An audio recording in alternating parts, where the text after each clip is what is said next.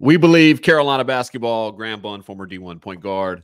Got my brother, Zach Talitsky. All things Carolina Tar Heels basketball. Guys take care of business day at home. Syracuse, Orangemen. I got a list of things that I want to go over with you, but we'll just get initial temperature check. Game just ended. We did give it a few minutes. You know, we're not doing the ball hits the ground, horn sounds, and then we get on here. It's been a few minutes. Hopefully you've looked at the box score or kind of earmarked things that you want to discuss. These are challenging games to break down. And so I'm looking forward to this conversation. If you're new to this channel or you're new to or discovered our little show here, our recap show, one, welcome. We love you. Tell a friend. And two, yeah, we just love Carolina basketball. So we figured, hey man, let's figure this out. And I tricked Zach into doing it every game with me, and I've grown to love it. I look forward to it every time Carolina plays. It's been fairly smooth sailing since we started this, and today is no different. How you feeling?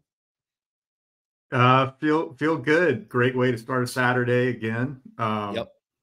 And always nice to put up 100, particularly in the ACC. It's not easy to do. I think we had 90 with like 8.5 minutes left. Mm-hmm. So yeah, I mean, yeah, after I would say some gritty wins on the road, to be able to come home, I feel like we've been on the road forever. And then the offense get rolling. And so that was fun to watch. Nice not to have to sweat it out. You never know in the ACC, but it's sort of what you were hoping going into the game.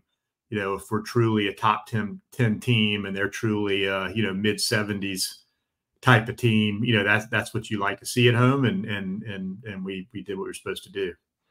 Yeah. Now they've beaten Pittsburgh and Boston College. Pittsburgh is now, unfortunately, I don't think that win's going to do much for us when it comes down the stretch. Just taking a look at how they performed.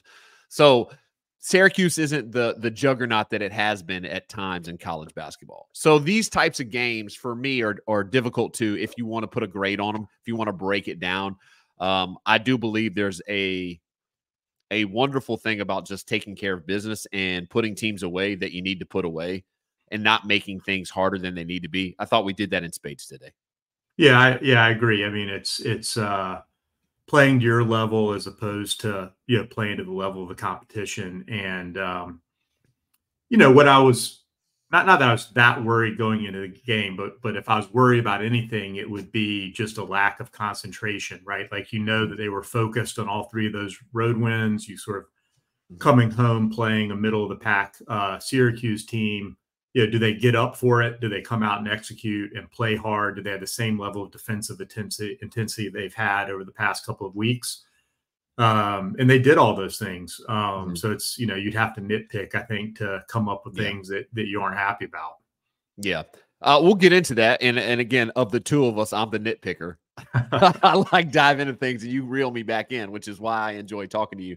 But one of the things that I did, I made a note of it. I can't remember at what point in time. I want to say it was like the 11-minute mark of the second half. One of the broadcasters, I think it was Corey Alexander, and he does an amazing job. He was an amazing player in his own right.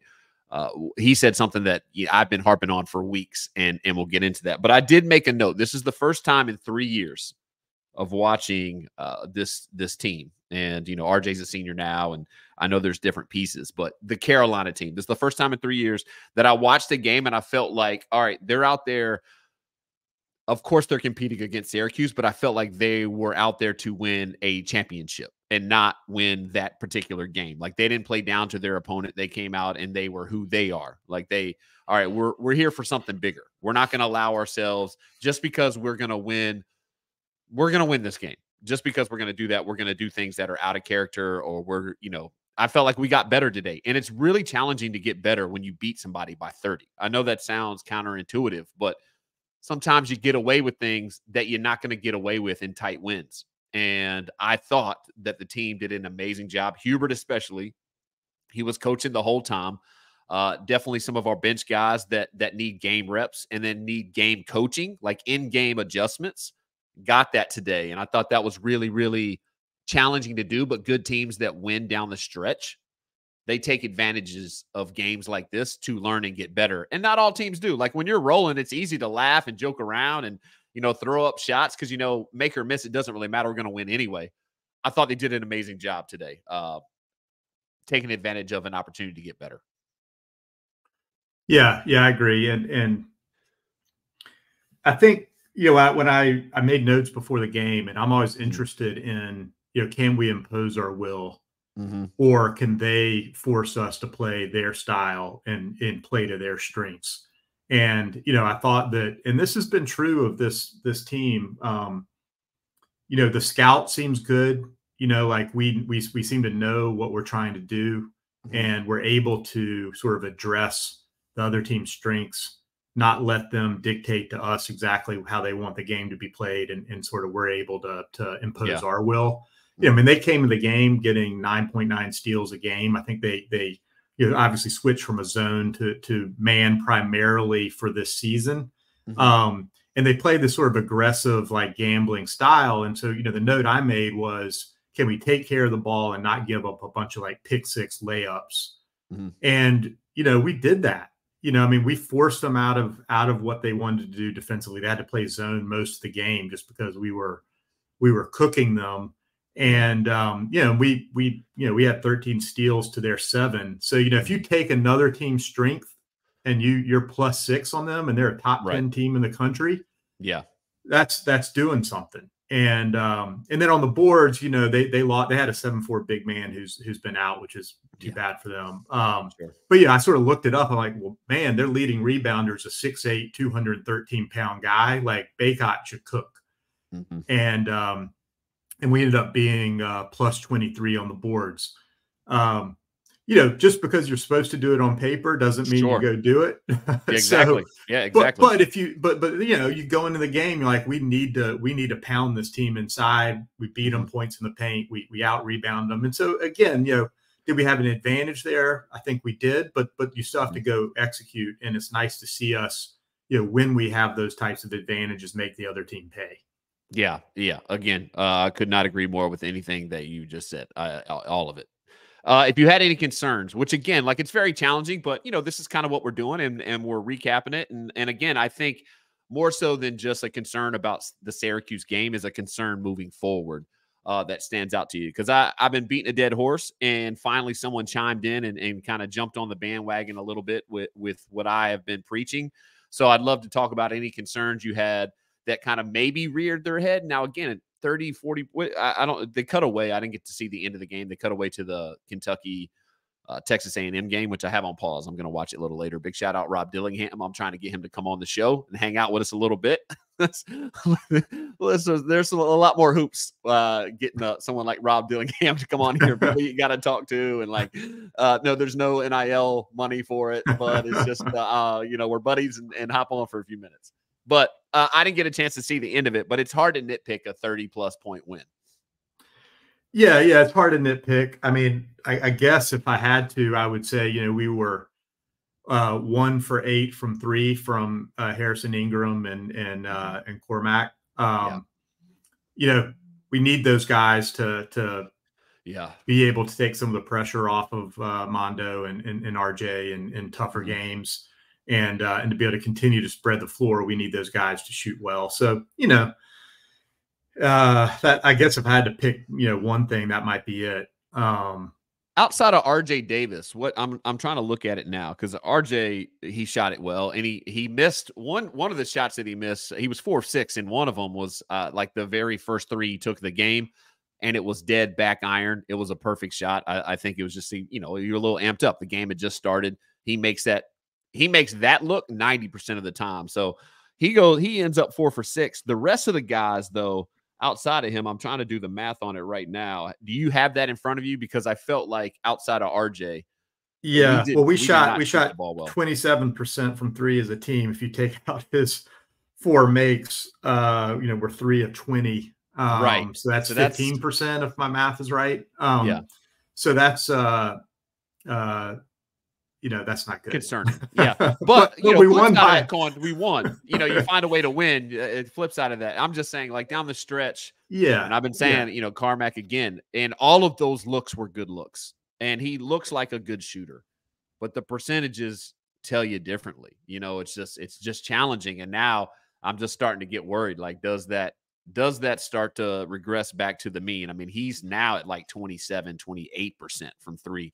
And when I say that, and anybody that's, I actually got a few messages, by the way, about our show, about me being a little hard on Carmack shooting. And I think I really, anyone that sees this or hears this and thinks that I'm hating on him or not, I want to be his biggest fan. It's just the type of threes he's missing is not a 28% from a good shooter type of three. Like if he's coming off ball screens, I can't say it enough. And the only reason I reiterate it is people keep asking me, why are you keep harping on it?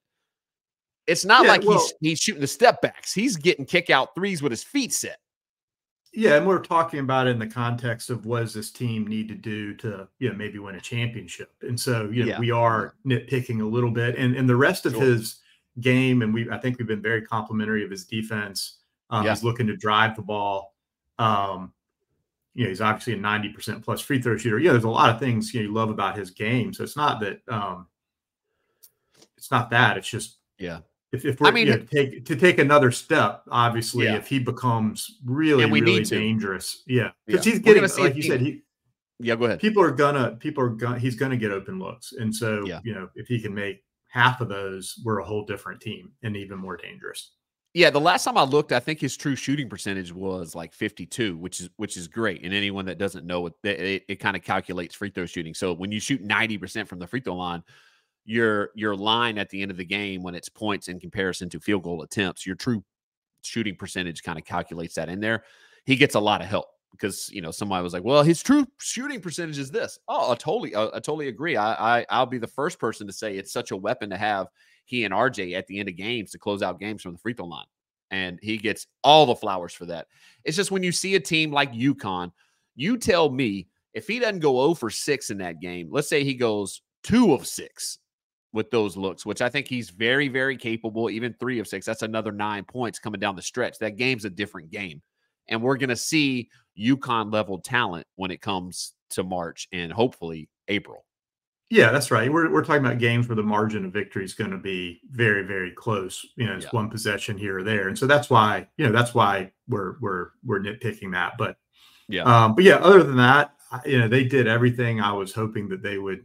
Yeah, they would do. They and it was fun. I mean, it was. It's I fun. enjoyed it. It was fun to score 100 and 103. Yeah, it was great. I really enjoyed watching Elliott play today. If we are nitpicking, I would have liked to see him shoot a little bit more today. This is one of the games where I felt like he could have got some reps. They were really drop coverage, sinking, going under all ball screens, which he's going to see all year. And the more and more tape he puts out there, I think he's going to have to take a few of those shots. I thought today would have been a great day to experiment with that. But, man, I love watching him play. I mean, he is a special passer. He gets guys the ball in places where – they're going to be successful. And I had a lot of fun watching him today. I couldn't wait for the ball to be in his hands. Agreed. Yeah. The note I had on Cadeau today was, they cut it to 15. They hit a 3 from the corner to cut it to 15 in the second half. And then Cadeau comes down, drives the ball, gets a layup and one. Mm-hmm. Where he trips over the guy's foot in the middle of the lane and sort of flips it up and it goes little in. Floater. Yeah, little floater. Yeah, and then we get the offensive rebound on this free throw. He drives, scores again. So 4-point possession, comes down, plays great defense on Mintz, who throws up kind of an air ball. Yeah. And then he comes down and gets like a hockey assist to RJ, who then sort of lays it off to Bacot for a dunk. Yeah. And the game was over.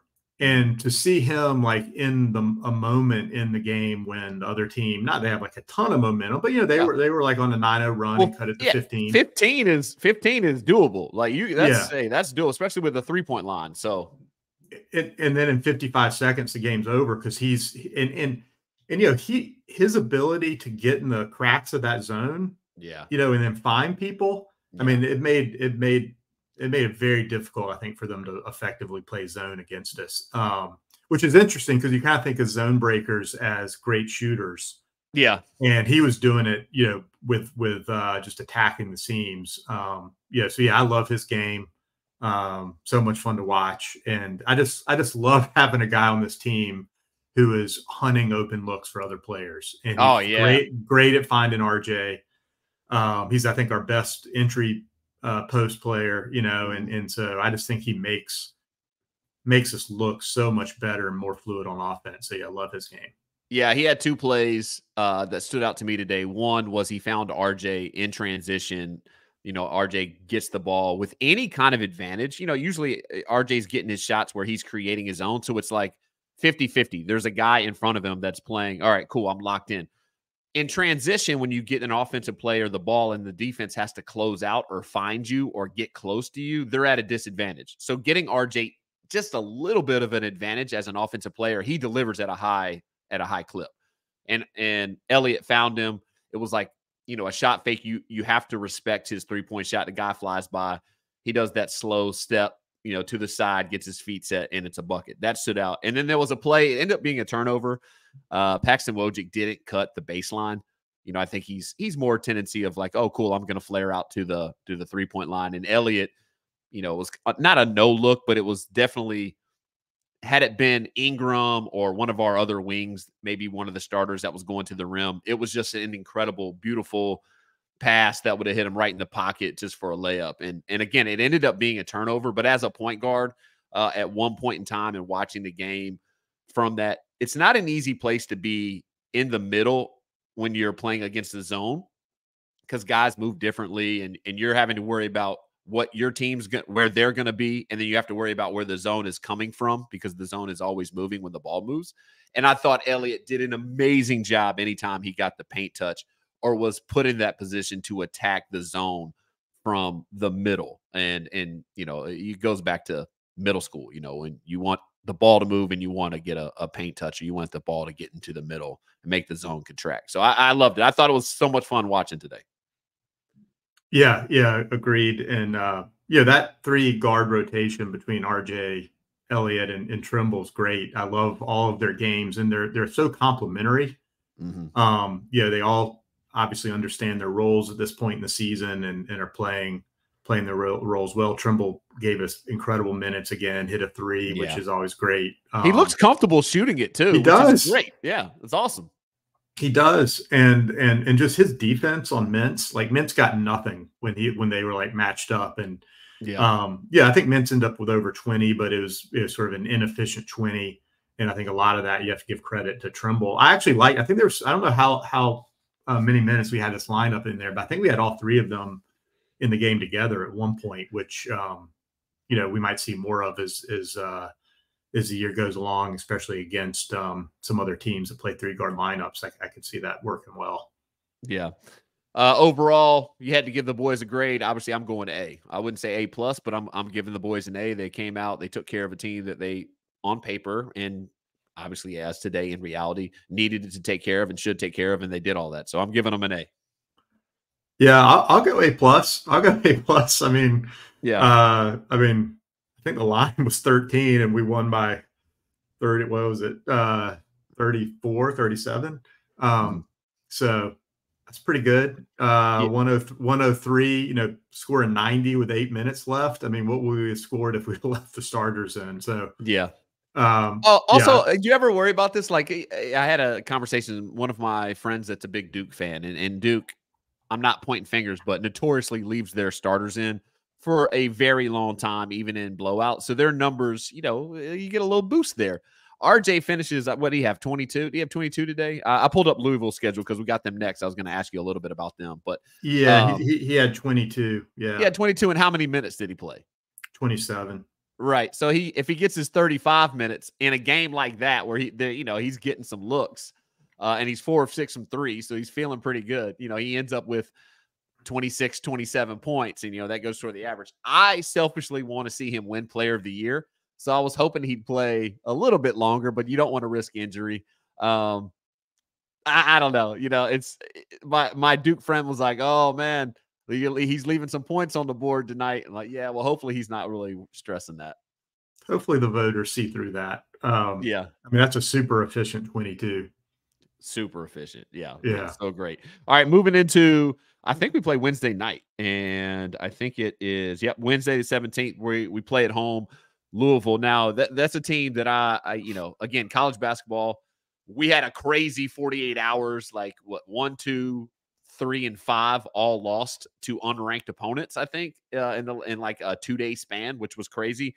Louisville has lost at Pittsburgh, which, or they lost at Pittsburgh at home. And then they beat Miami on the road, like back-to-back games. So, like, I don't know what to think of that team. Yeah, I don't think that they're supposed to be very good. So I'm hoping that we see something similar to what we saw today, but that's, of course, hard to do, and you have to play well. And, I mean, I think everyone expects that they'll probably end up in the bottom half of the ACC. So this is a game at home that we should handle. I'm actually going. I'll be there in person, so I'm looking forward to that. Seeing them live. Really? Oh, yeah, nice. Yeah. That's I didn't know this. What's the occasion? You just market research? Or are you going to write this off? Just go with some work friends. So I'll have an in-person scout for our next show. All right, well, keep an eye out for a cool hat or something for me, would you? I'll send you the Venmo. Doing these, I'm running out of outfits. Well, it's just remarkable. I want to keep talking about the defense this team is playing. I mean, yeah, definitely.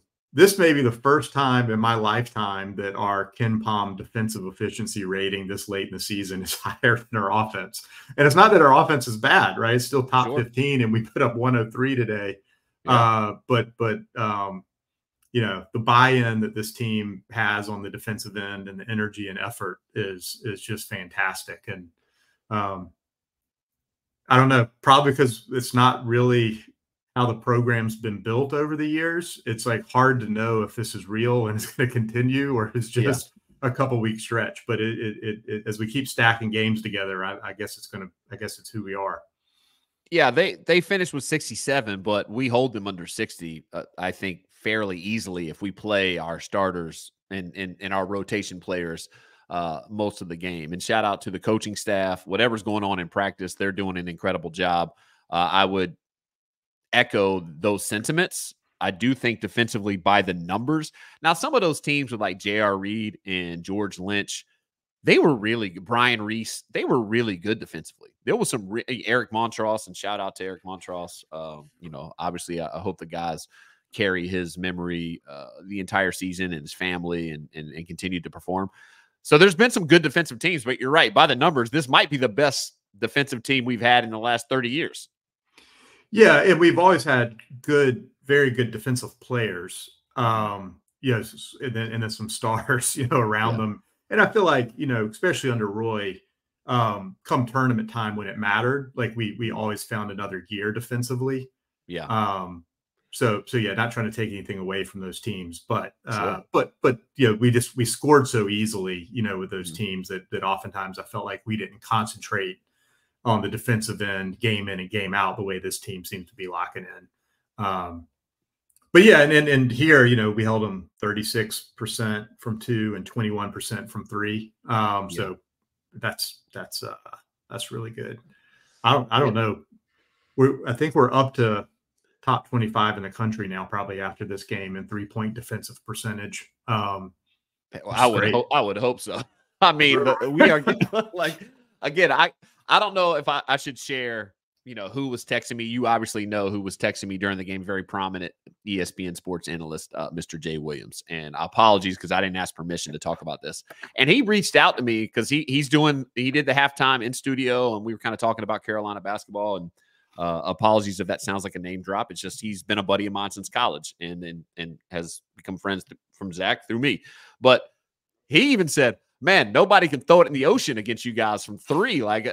Is it because he doesn't? I'm sure he watches 100 million games, and we talked throughout the week. This week he had done like 6 days on the road, and so in his mind he probably doesn't even know what day it is sometimes because he's working so hard and traveling. He's got 3 kids. And yeah, he does an incredible job for everything that he has to handle. And I told him, man, I don't know. Like I'm torn. I see these teams shoot 1 for 18 and 2 of 19, and I don't know if I've ever been in a game, even the Charlotte or SMU game that I mentioned, they didn't shoot that poorly, and we went in hoping they would shoot a ton of threes. It's rare to see that, and to see it 3 times in a row, he was just like, well, whatever you're doing, that's how you're going to win the national championship. And so I think he talked about it on the halftime show that he thought that they could win the national championship as the team stands right now. Are you there? Are you ready to agree with that statement? I'm not there yet. I do believe that we have the ability to 1000%. I think we're not a lock. There's nothing a lock in March Madness, but I think we're a lock talent wise. And I don't think anyone would throw shade and like, oh, you're going out on a limb. But like, I feel like if we don't make the Sweet 16/Elite 8, which is very, very, very, very challenging, like that is difficult. I think we will not have achieved our full potential. But I really worry about it. Like, look, RJ's the only person that's consistent shooting the ball. Now, I will say this, and we've never had this, and I never would have gone into the season saying this, and you just brought out and made an incredible point. Defense is a weapon for us now. Like, that is a weapon that masks poor shooting percentages. And if those guys lock down and D up like they are, then I guess maybe we can survive some poor shooting nights. But like, today, we roll and it's going to get masked over. Hopefully the coaching staff, and I think they do, they're going to take a look at it and have to nitpick because you got to get better no matter what the score is. Whether you win or lose, you got to get better if you want to be successful. Outside of RJ, we're like 3 of 20 or 2 of 20 or 1 of 2. Like it's horrible. So you do that against Baylor or UConn or even Houston, I don't think you win that game. Yeah. I don't know. I'm not quite ready to declare it either, but this team, it's hard not to have building confidence, right? Like you have to be a real pessimist not to have building confidence. I mean, I can't wait for them to play. I wish they played tomorrow. Like I love watching them play, and I feel like every game. Someone asked me, "Hey, you think they'll go undefeated in the conference?" No, I don't think that. But I think every single game that we step on the court, we have an amazing chance to win that game, no matter if it's home or away. Yeah, I am ready to declare. I think not this is that surprising given they're 5-0 in the conference, but I do think that they probably are. I don't know. Would you give them a 50-50 chance to win the regular season ACC? Is it higher than that? 100%. Lower than that? Yeah, I would give them. I would go 60-40 at this point in time. Now Duke is one game behind us, and we got to play them twice. Yeah, and anything they're goes rounding in that rivalry shape too. Yeah, anything goes in that rivalry. They had some injuries early to Proctor, so their freshmen are getting more minutes and growing. I think their team is better for it, but they suffered some setbacks, trying to adjust to injury. So I think they're going to be a tough out. Duke's always a tough out no matter what. Now, could we sweep them? 100% we could. I definitely think we go in there and have a great chance to win. Like I said, anytime this team steps on the court, as a fan, and definitely I'm well within my means to say I'm a homer, of course I think our team can win. Do I think we'll sweep Duke? No, because it's a Carolina Duke rivalry. Like anything goes in that. But man, I would love it if it happens. So I'm 60-40. What are you, 50-50 you said? Yeah. And who else is in the standings? If we pull up the standings, I knew the last time I checked, Duke was 1 game behind us in the standings at this moment as it stands. Yeah, they have 1 loss, I think, on the road to Georgia Tech. I still think Clemson's going to be in the mix. I know they've got like 3 losses, but I just think that they're going to make a run. I think they're going to be in the mix. And then Miami, they're 2-2, so they're 2 games behind us. And we still have to play them. So you never know what's going to happen. It's really early. I'd go 60-40 right now. Yeah. Very, very long way to go. But that's almost easier to talk about if like the NCAA tournament run. But yeah. Oh, it definitely is. Especially when you don't know the matchups. Like NCAA tournament, like boxers say, styles make fights. You get the good draw, you get teams that you match up well against, and you survive certain games. There's a reason where they say, win and survive. I think the updated bracketology, it had us up to on the 2 line. Well, that's good. Well, that's new because a couple of weeks ago we were on the 4 line. Yeah, and I was just like, man, what in the world? We're kind of balling now. Yeah. So standings come out Monday. If you had to guess, and again, it doesn't matter, and I'm not trying to jinx our team, but everybody lost except for UConn. We're sitting at what, 7 now? 7 nationally? Yes. Where do you think we end up on Monday? Think we'll be 6. Only moving up 1, huh? I think we're going to pass Tennessee because they lost and we beat them head to head. Okay. I don't think they're going to move us above the other 4. Really? Yeah, I don't think they're going to move us above UConn, Kansas. Who are the other 2? Why am I blanking? Purdue, Houston, Kansas, Connecticut, Tennessee, Kentucky, then us. We're at 7 right now. Okay. Yeah. Now, I haven't checked. I don't think we're not going to pass Kentucky unless they lose. And I think they're going to have us at 4. I honestly think we're going to jump to 4, maybe 5. I think we'll be a top 5 team on Monday. So let's put a dollar bet on it. What do you think? You're saying 6, and I'm saying 4 or I think we're only passing Tennessee. All right, I'm saying we're jumping in there. Purdue might fall out of the top 5. That loss was terrible at Nebraska, and in Kansas losing at UCF. They're at 3. You don't think they fall out of the top 5? No. Okay. All right. You make a compelling argument. No. I think all those teams are better than us. And Purdue, have you watched Purdue play? Yeah, a little bit. I don't think Purdue's better than us. I mean, Zach Edey is good. I don't think they're better than us. And you know me, I'm the eternal. Like, I don't want to jinx it. I don't want to say. I think we beat them. I think Baycott does a great job against Zach Edey. And I think the way that we've seemed to have guarded the perimeter, that we're a tough out for them. Like, I just think, one of the reasons you're pulling me over to your side as far as our defense being a weapon for us. And I think they're a tough matchup.